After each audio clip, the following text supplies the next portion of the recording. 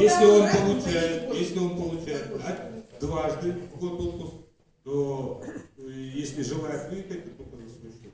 Второй раз. Так получается, ему не дают на месяц, им дают нет, максимум только... А по семейным 2 недели им дают первый раз, 2 недели дают через следующий.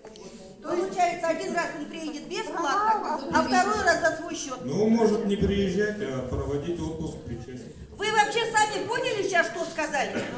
А? Вы сами поняли? У вас там кто-нибудь есть на этой линии сидит? Будьте добры, секундочку, пожалуйста. Давайте начнем. Вы меня простите, да, я вся на эмоциях, но если бы там сидел ваш сын, ваш муж, вы бы так не относились и не говорили такие слова. Вы сам военный, вы сами понимаете, что вы говорите, и кому вы это говорите? Я мать, у меня там единственный сын.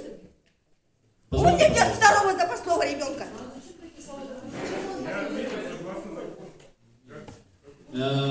Значит, рапорта, опять же, вернемся.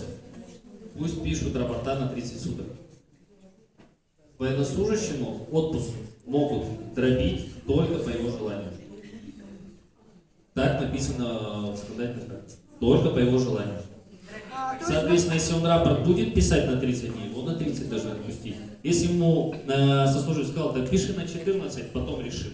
И он послушал его, то потом, кому могут быть вопросы? Только к нему самому.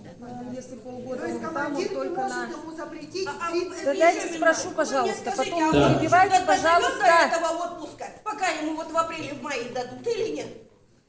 Я вообще вот его в